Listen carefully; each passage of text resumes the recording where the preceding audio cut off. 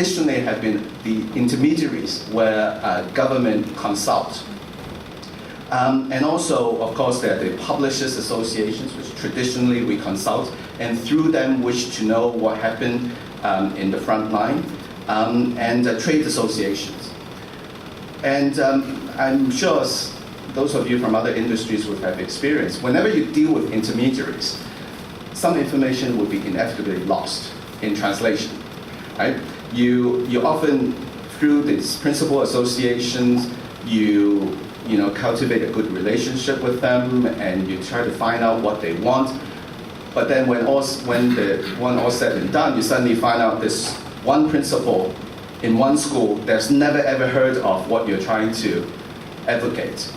And Parents Association is the same thing. And the problem is that oftentimes we find ourselves actually dealing with the intermediaries, but not the actual stakeholders.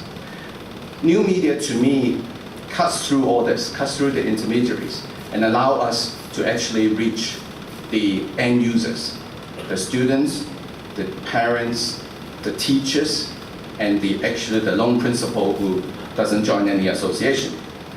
And new media in my past 2 years include a number of things. Facebook, I've maintained a Facebook account since middle of 2009, and to date I have about 2,100 friends. I started a blog, and whenever I get on Facebook for an extended period of time, then these chat requests came in, and I find myself having to respond immediately. Now, through these new media, what do? I like to put up articles. I like to put up sometimes very boringly government press release links. Recently, as the government, become a little more sophisticated, as we get more video production capability. Now I often link my page to government videos. This remarkable increase in popularity.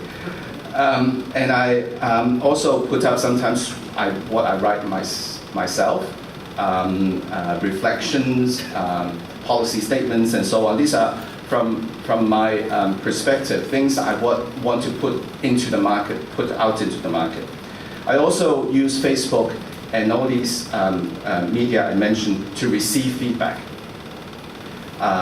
Generally, people leave me their thoughts on particular policies.